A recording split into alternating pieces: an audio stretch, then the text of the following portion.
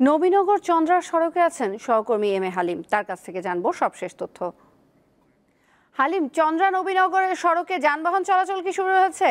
আর শ্রমিকদের দাবি নিয়ে কর্তৃপক্ষ বা পুলিশের বক্তব্যই বা কি? হ্যাঁ তোসিয়া, আপনি যেমনটি বলছিলেন, আমি এই মুহূর্তে রয়েছি যেটি ঢাকা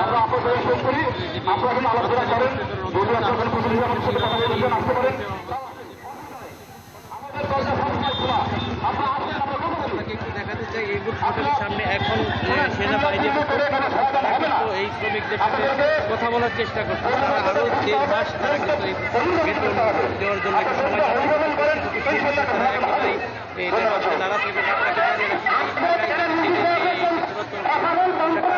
নাম হচ্ছে লেডি ফ্যাশন।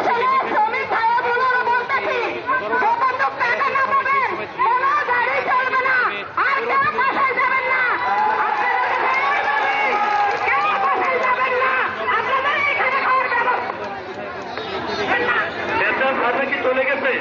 আসলে আমাদের যে গত 2 মাস একটা ডেট দেওয়া হয়েছিল, সেই ডেটটা তো আমরা দেয়নি, ব্যাংকার দিয়েছে। ব্যাংকার বেতনটা এলেনি 7.5 পরিমাণের মধ্যে কি এই বেতনটা কি সবাই ভাগ করে নিবে? আমরা 5 মাস নিয়েছি, এখন আর 30 তারিখ 31 তারিখ হতে পারবে না, পাবে না, পাবে না। এবার আরো কষ্ট করতে হবে।